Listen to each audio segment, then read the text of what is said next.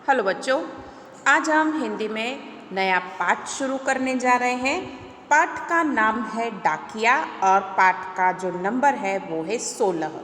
ठीक है, इस चैप्टर के अंदर सबसे पहले हम शब्दार्थ देखेंगे, उसके बाद चैप्टर को रीड करेंगे और उसके बाद उसकी जो एक्सरसाइज है उसे कंप्लीट करेंगे। इस एक्सरसाइज के अंदर आपको हिंदी में नाम दिए हैं, उनको अंग्रेजी में क्या बोला जाता है वो आपको लिखना रहेगा। उसके बाद इसी चैप्टर से रिलेटेड क्वेश्चन आंसर है जिसे हम कंप्लीट करेंगे। ठीक है, तो स्टार्ट करते हैं आज का हमारा सेशन। तो सबसे पहले पाठ का नाम है डाकिया। ठीक है, यहाँ पर डाकिया लिखा है और पाठ का नंबर जो है वो है 16। अब डाकिया मतलब पोस्टमैन। ठीक है, डाकिया कौन होता है? जो हमारे घर पर हमारा कोई भी पत्र हो, कोई भी काम की चीज़ हो जो कि दूर से आनी हो, ठीक है, वो चिट्ठी में लिख के दी जाती है। ठीक है, कोई भी चीज़ हो, ऑफिशियल हो या किसी का लेटर हो, कुछ भी हो, तो वो हमारे घर तक कौन पहुंचाता है? डाकिया पहुंचाता है।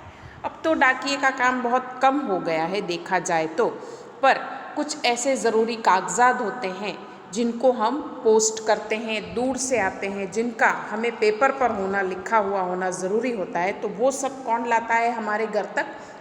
डाकिया लेके आता है। ठीक है, तो सबसे पहले इसके हम शब्दार्थ देखेंगे, उसके बाद चैप्टर को रीड करेंगे। तो सबसे पहले शब्दार्थ पहला है इसमें डाकिया। क्या लिखा है? डाकिया। डाकिए को इंग्लिश में कहा जाता है पोस्टमैन। POSTMAN, postman. ठीक है, दूसरा है डाकघर, जहाँ पर सबकी चिट्ठियाँ एक साथ रहती हैं और उनको अलग अलग जगह पर भेजा जाता है, तो वो एक ऑफिस रहता है। ठीक है, उसे कहते हैं पोस्ट ऑफिस। अंग्रेजी में पोस्ट ऑफिस, हिंदी में डाकघर। POST post, OFFICE office. ठीक है, यहाँ पर अलग अलग जगह से अलग अलग तरह की चिट्ठियाँ, लेटर, पार्सल आते हैं जिनको डाकिए के द्वारा अलग अलग जगह पर भेजा जाता है। ठीक है, पत्रिका यानी मैगजीन। पत्रिका को अंग्रेजी में मैगजीन कहा जाता है, MAGAZINE, मैगजीन। फिर है डाक यानी पोस्ट। डाक किसे कहा जाता है? जैसे आपके घर कोई चिट्ठी आई है तो वो क्या कहलाएगी? डाक कहलाएगी। POST, post. कंधा यानी शोल्डर, SHOULDER, शोल्डर। थैला यानी बैग, BAG, बैग।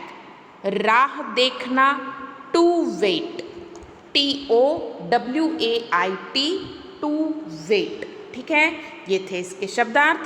ये सारे शब्दार्थ आपको पाठ में सुनने को या देखने को मिलेंगे। ठीक है, तो सबसे पहले एक बार मैं पूरी लाइन, जितनी भी लाइंस है उनको एक बार रीड कर रही हूँ, उसके बाद समझाऊंगी। तो पहले में लिखा है यह किसका चित्र है।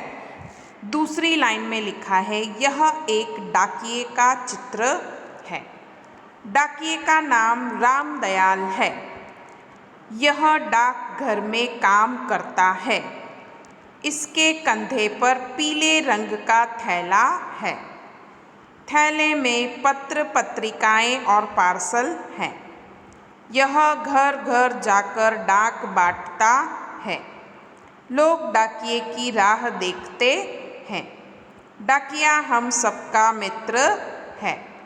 वह समाज का सच्चा सेवक है। ये थी लाइंस, अब इनको हम समझेंगे। तो सबसे पहले यह किसका चित्र है? तो आपको चित्र में दिखाई दे रहा होगा, एक डाकिया दिखाई दे रहा है जो कि हमारे घर पर पत्र लेकर आता है। ठीक है, दूर से कहीं से पत्र लाना हो तो दूर से जो पोस्ट होता है वो हमारे घर तक कौन पहुंचाता है? डाकिया पहुंचाता है। और यह एक डाकिए का चित्र है। ठीक है, यहाँ पर चित्र जो दिखाई दे रहा है वो डाकिए का है। डाकिए का नाम क्या है? रामदयाल। क्या नाम है उसका? रामदयाल है। यह डाकघर में काम करता है। डाकिया कहाँ काम करता है? डाकघर में काम करता है, जहाँ पर पत्र जो होते हैं उनको लाने ले जाने का काम रामदयाल करता है या डाकिया करता है। इसके कंधे पर पीले रंग का थैला है। जो डाकिया है उसके कंधे पर देखो, यहाँ पर एक बेल्ट लगा हुआ है, उसके कंधे पर पीले रंग का थैला है। ठीक है, इनका थैला कैसा रहता है? पीले रंग का रहता है। थैले में पत्र पत्रिकाएं और पार्सल हैं। बैग के अंदर अलग अलग पत्र पत्रिकाएं रहती हैं। ठीक है, पार्सल भी रहते हैं जिनको डाकिया हमारे घर तक पहुंचाता है। यह घर घर जाकर डाक बांटता है। क्या करता है? घर घर जाकर डाक बांटता है। जिसका जिसका जो जो पार्सल आया है उसको उनके घर तक पहुंचाता है। अब ऐसा नहीं है कि एक ही व्यक्ति सब जगह पहुंचे। हर एक व्यक्ति के लिए अलग अलग एरिया निश्चित किया हुआ होता है। ठीक है, कि इस एरिया में इस व्यक्ति को ही डाक देने जाना है। अब ये पूरा हमारा जैसे शहर है या गांव है तो एक व्यक्ति सब जगह नहीं पहुंच सकता, तो हर एक जगह के लिए पर्टिकुलर एरिया के लिए एक डाकिया रखा जाता है, जो कि उस एरिया में जाकर अलग अलग लोगों को अलग अलग तरह के पत्र देता है। जो जिसके घर के एड्रेस पे जो एड्रेस लिखा है उस एड्रेस पर वो पत्र पहुंचाता है। लोग डाकिये की राह देखते हैं।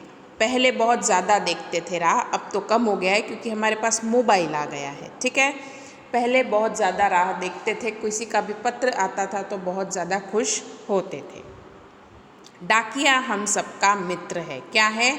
वो हमारे लिए काम करता है तो वो क्या कहलाएगा? हमारा मित्र कहलाएगा। वह समाज का सच्चा सेवक है। डाकिया क्या करता है? एक तरह से सेवा भी करता है। इसके बदले में उसको कुछ चीज़ें मिलती भी हैं, उसको वेतन मिलता है, पगार मिलता है, लेकिन वो क्या है? समाज का एक सच्चा सेवक कहलाता है। तो ये थी डाकिये के बारे में जानकारी कि वो पत्रों को अलग अलग जगह पर सही समय पर या कई बार अलग अलग जगह पर पहुंचाने की कोशिश करता है। कई बार लेट भी हो जाता है। ठीक है, तो इन कामों को डाकिया करता है। अब इस चैप्टर के अंदर जो एक्सरसाइज है उसे कंप्लीट करेंगे।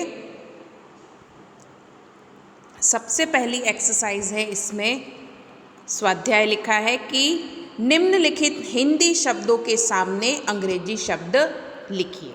लिखा है डाकिया। डाकिया को अंग्रेजी में पोस्टमैन कहा जाता है, POSTMAN, पोस्टमैन।